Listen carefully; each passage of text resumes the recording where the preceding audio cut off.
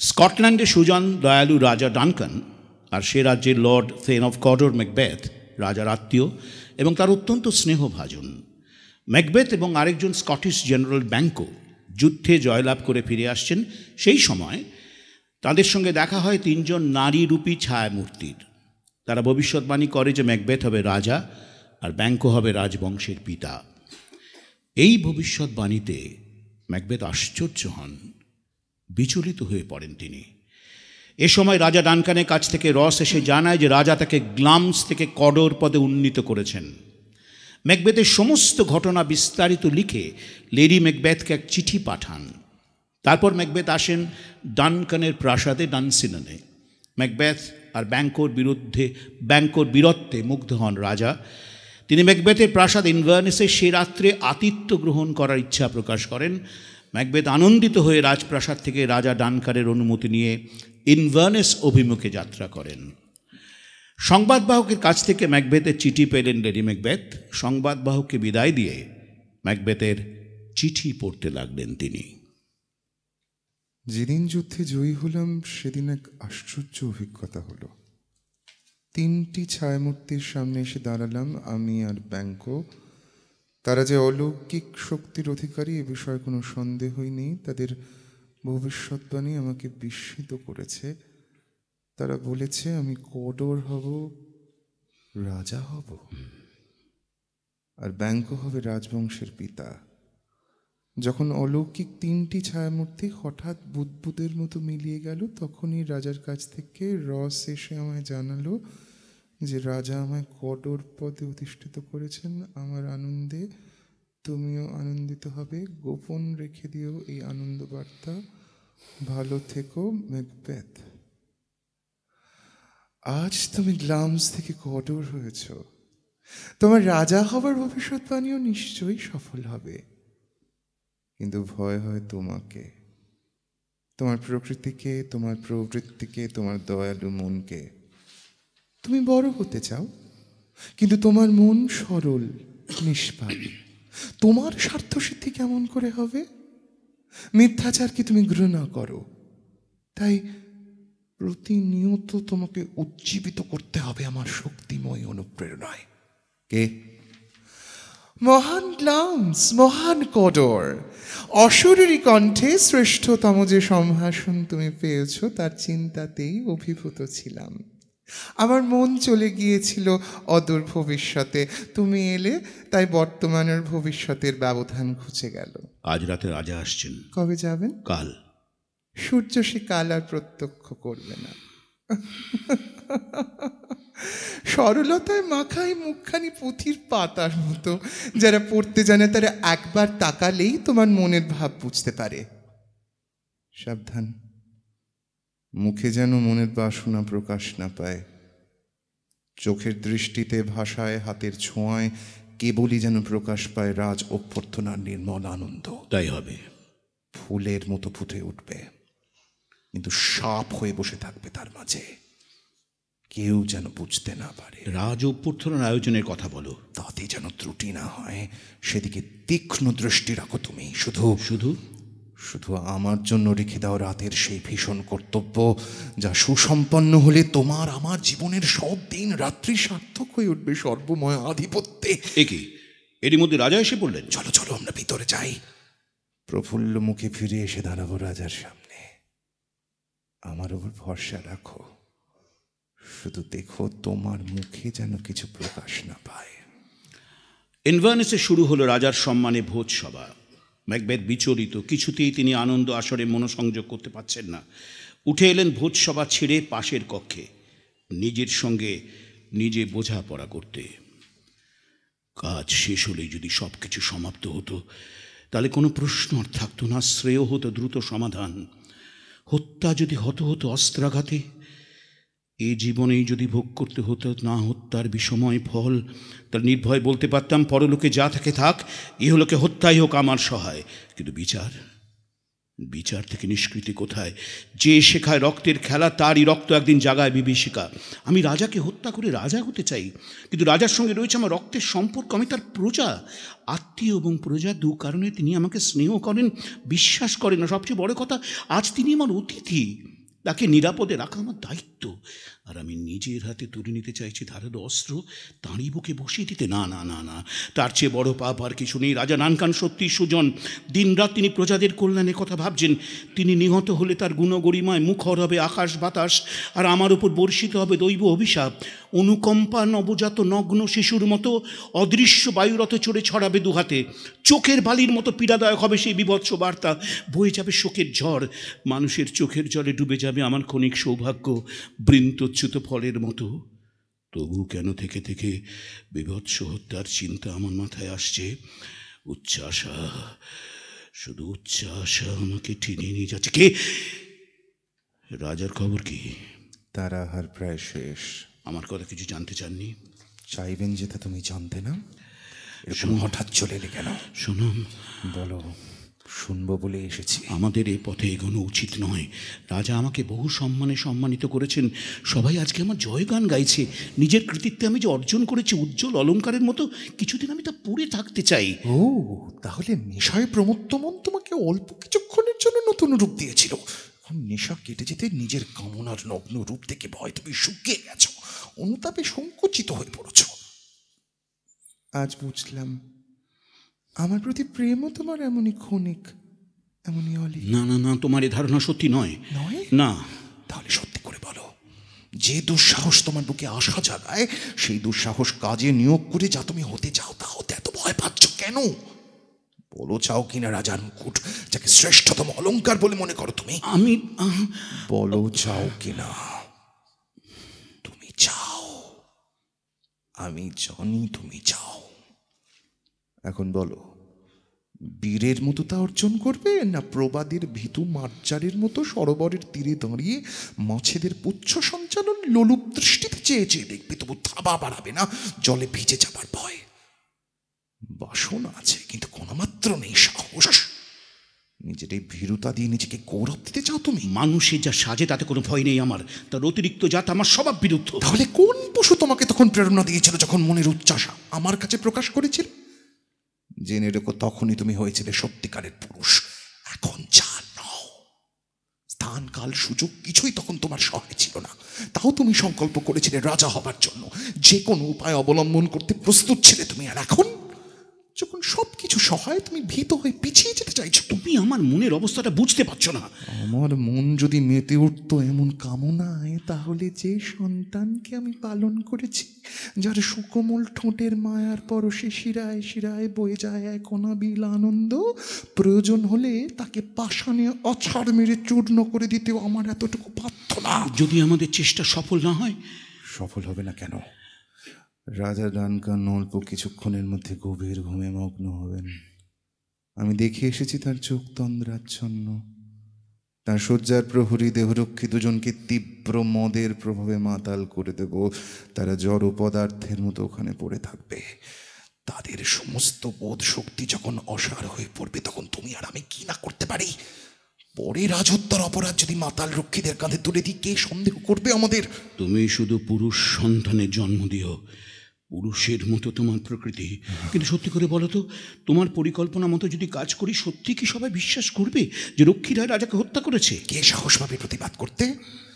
গভীর শোকের অভিনয় করে আমরা যখন হাহাকার করে কেঁদে উঠব, আর্তনাদে যখন দাবি করব রাজহত্যার সুবিচার, তখন কে সন্দেহ করবে আমাদের?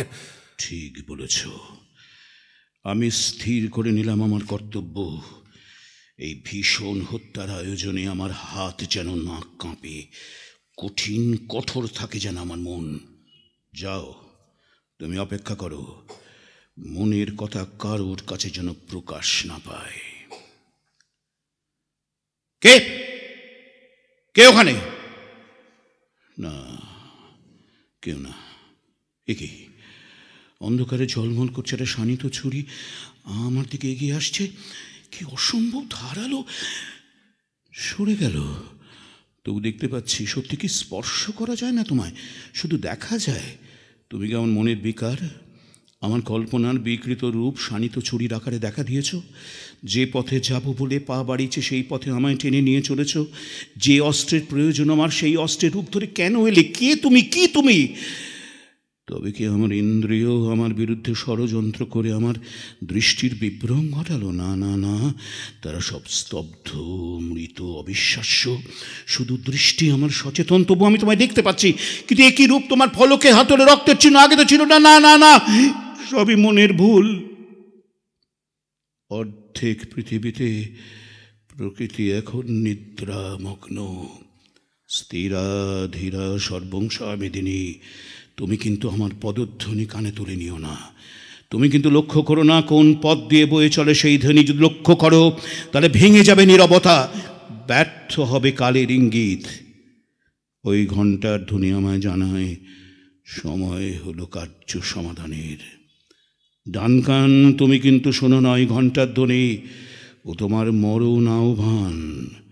মহাকাল নিয়ে যাবে টেনে জানি না কোথায়, স্বর্গে না নরকে। যাতে ওরা হয়েছে মাতাল, তাই আমায় দিয়েছে সাহস। ওরা যাতে অসাড় হলো, তাতেই প্রদীপ্ত হলাম আমি।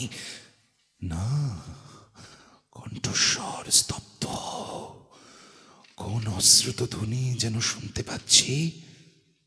ও, কালপেচক রাত্রিকে বিদায় সম্ভাষণ জানাচ্ছে। উদ্যোগ পর্ব চলেছে এতক্ষণ। রক্ষীদের মদের পাত্রে ওষুধ মিশিয়ে দিয়েছি, বোঝা দায় ওরা জীবিত না মৃত। কে কে ওখানে? এবার বোধ ওরা জেগে উঠবে। সমস্ত চেষ্টা ব্যর্থ, ব্যর্থ ভবিষ্যৎবাণী, শুধু চেষ্টাতেই হলাম দিশেহারা। রক্ষীদের ছোড়া আমি হাতে তুলে নিয়েছিলাম, অনায়াসে বসিয়ে দিতে পারতাম রাজার বুকে। যদি ডানকানের মুখখানি আমার পিতার মুখের মতো না হতো। কিন্তু শানিত ছুরি দুটি যেখানে রেখে এসেছি, সেখানে তো ম্যাকবেথের নজর যাওয়া উচিত। তবে কেন হবে না কার্য সমাধান? কে, কি সংবাদ? কাজ শেষ। শেষ? সব শেষ। তুমি কিছু শোনোনি? হাতে চিরদিনের জন্য কি ভয়ঙ্কর দৃশ্যই না আঁকা হয়ে গেল? দেখো, একে ভয়ঙ্কর মনে করে নির্বুদ্ধিতা ম্যাকবেথ। ডানকানের পুত্ররা কাছেই শুয়েছিল, মনে হলো কি যেন টের পেল। ঘুমের ঘরে একজন হেসে উঠল, আরেকজন আর্তকণ্ঠে বলে হত্যা। হাসি আর কান্না একে অপরকে দিল জাগিয়ে। ওরা দুজনেই পাশাপাশি শুয়েছিল। আধো ঘুম আধো জাগরণে তারা যেন জল্লাদের এই রক্তমাখা হাত দুটো দেখতে পেল। একজন বলল ভগবান রক্ষা করো, আরেকজন প্রার্থনা জানালো ভগবান শান্তি দাও। তারপর আবার তারা ঘুমিয়ে পড়লো। আমি দাঁড়িয়ে দাঁড়িয়ে সব দেখলাম, সব শুনলাম। কিন্তু ওরা যখন বললো ভগবান রক্ষা করো, আমি তো বলতে পারলাম না ভগবান শান্তি দাও। ও নিয়ে ভেবো না, সব স্মৃতি মুছে ফেলো। কিন্তু কেন পারলাম না? প্রার্থনা যেন কাঁটা হয়ে বিঁধলো আমার কণ্ঠে। ভুলে যাও সব। এমন করে ভাবলে আমরা দুজনেই পাগল হয়ে যাবো। আমার আরো কি মনে হলো যেন, মনে হলো কে যেন চেঁচিয়ে উঠলো, বললো ঘুমিও না, ম্যাকবেথ ঘুমকে খুন করে গেল। বুঝতে পারলাম না নিকটে দূরে সারা বাড়ি কাঁপিয়ে ঘুমন্ত জাগ্রত সবাইকে শোনাবার জন্য কে যেন অবিরাম বলে চলেছে ঘুমিও না, ক্লামস ঘুমকে খুন করেছে, তাই কডর কখনো ঘুমোবে না, ঘুমোবে না ম্যাকবেথ। কে বললো কথা? জানি না, আমি এখন যেন শুনতে পাচ্ছি। কি ছোড়া দোকানা সঙ্গে করে এনেছো কেন? ওগুলো রক্ষীদের পাশে থাকা চাই, আর রাজার রক্ত মাখিয়ে দিয়ে সোদের গায়ে। আমি পারবো না, ও ঘরে আমি আর ফিরে যেতে পারবো না। যা করে এসেছি তা ভাবতে আমার ভয় করে। ফিরে গিয়ে দেখার সাহস আমার আর নেই। কোনো সাহসই তোমার নেই। যেন নিদ্রিত আর মৃত ছবির মতো নিষ্ক্রিয়। আমাকে দাও, আমি রেখে আসছি। আর রাজার রক্ত এখনো যদি বার হতে থাকে, তাহলে তা মাখিয়ে দিয়ে আসবো রক্ষীদের হাতে, মুখে, পোশাকে। বোঝাতে হবে ওরাই ঘাতক। কে দরজাকে আঘাত করছে? না, কেউ না। এত ভয় আমার। সত্যি কি ম্যাকবেথ? আমি প্রতিটি শব্দে, প্রতিটি মুহূর্তে ভয় কেঁপে উঠিয়া হে কি বিভীষিকা! চোখ উপড়ে টেনে বার করে এনে আমাকে দেখাতে চাই আমারই কুকীর্তি। একে এখনো পাথরের মতো দাঁড়িয়ে আছো তুমি? যে দেখো আমার হাতের দিকে, কি রক্ত মাখাই হাত। তবু তোমার মতো ভীত নই আমি। তাই দেখি আর ভাবি কি কঠিন তোমার মন। শোনো শোনো, দরজায় কি যেন আঘাত করছে। চলো চলো, মাত্র কয়েক ফোঁটা জলে ধুয়ে মুছে পরিষ্কার হয়ে যাবে দুষ্কৃতির এই দাগ। সমাধান এতই সহজ? শুধু দৃঢ়তা হারিয়েছ বলে অকারণে তুমি এত উতলা হয়েছ? ওই আবার চলো তাড়াতাড়ি। পরিষ্কার পরিচ্ছন্ন হয়ে শয়ন পোশাক পরে থাকবো। যদি কেউ ডাকাডাকি করে, শয়ন পোশাক থেকে সকলেই বুঝবে অন্য সবার মতো আমরাও ছিলাম ঘুমে অচেতন। দুশ্চিন্তায় ডুবে থেকে আত্মহারা আত্মবিস্মৃতি কেবল ভোলাতে পারে আমার এই দুষ্কৃতি। কে তুমি বারবার দরজা আঘাত করছো? আঘাতে আঘাতে যদি মৃত ডানকানকে জাগিয়ে তোলো, যদি পারো আমি সত্যি আনন্দিত হব। আমার একমাত্র কাম্য ডানকান জেগে উঠুক, বেঁচে উঠুক। চলো চলো, নিষ্ফল এই উচ্ছ্বাস অর্থহীন। এখন যদি কেউ এসে আমাদের এখানে দেখে, সবকিছু প্রকাশ পেয়ে যাবে। চলো চলো এখান থেকে। ম্যাকডাফ ইংল্যান্ডের রাজা ডানকানের পুত্র ম্যালকমের সঙ্গে যোগ দিলেন, প্রস্তুত হতে লাগলেন ম্যাকবেথের সঙ্গে যুদ্ধ করার জন্য। এদিকে লেডি ম্যাকবেথকে ঘুমের ঘোরে হাঁটতে দেখা গেল। কি ভয়ঙ্কর কুৎসিত দাগ! সব মিলিয়ে যাচ্ছে না। 2টো বাজলো, এখনই তো সব শেষ করতে হবে। কি অন্ধকার! চিফ ম্যাকবেথ, তুমি ভয় পেয়েছ? কিসের ভয়? জানাজানি হবে? হলোই বা, আমরা কেন ভয় পাবো? কিন্তু কে জানতো ডানকানের শরীরে এত রক্ত? 5 নামে একটা শহর ছিল, সেখানকার একজন ভূস্বামী ছিল, তার একটি স্ত্রী ছিল। সেই স্ত্রী এখন কোথায়? কি? হ্যাঁ, আমার সেই কুৎসিত দাগ এখনো যায়নি। কোনো কালেই কি মিলিয়ে যাবে না? না না ম্যাকবেথ, আরো কথা নয়। ভয় পেয়ে তুমি ভোজের উৎসব নষ্ট করে দিলে। হাতে এখনো রক্তের দাগ, রক্তের গন্ধ। আরবের সমস্ত সুগন্ধ ঢেলে দিলেও কি আমার এ হাত আর পবিত্র হবে? হাত ধুই ফেলো, শোবার পোশাক পরো, ভয় পেও না। আবার বলছি, ব্যাংক কবরে শুয়ে আছে, কবর থেকে সে আর উঠে আসবে না। চলো, শুনছো না? ওরা দরজা ধাক্কা দিচ্ছে। আমার হাত ধরো, আমার হাত ধরো। যা করেছ তা তো আর শুধরানো যাবে না। চলো, শোবে চলো, শোবে চলো, শোবে চলো। এরপর ম্যাকবেথকে সিটন খবর দিলেন যে লেডি ম্যাকবেথ মৃত। মৃত্যু তার হওয়া উচিত ছিল আরো কয়েকদিন পর, তখন শোকের সময় পেতাম। কিন্তু আজ সময়ের গতি এগিয়ে চলেছে একটার পর একটা দিন পেরিয়ে ভবিষ্যতের দিকে। আমাদের অতীত আলো তুলে ধরে মূর্খ মানুষকে ধোঁয়াটে মৃত্যুর পথের দিকে এগিয়ে নিয়ে চলেছে। নিভে যাক এই জীবনের ক্ষণস্থায়ী আলো, নিভে যাক। জীবন এক চলন্ত ছায়া মূর্তি, এজন্য অসহায় এক অভিনেতা আস্ফালনে আপ্রাণ চেষ্টায় রঙ্গমঞ্চে বিস্ময় জাগায়। সময় ফুরিয়ে যেতে আবার সে নীরব হয়ে যায়, তাকে আর শোনা যায় না। এজন্য মূর্খের বলা এক কাহিনী আড়ম্বরপূর্ণ অথচ অর্থহীন।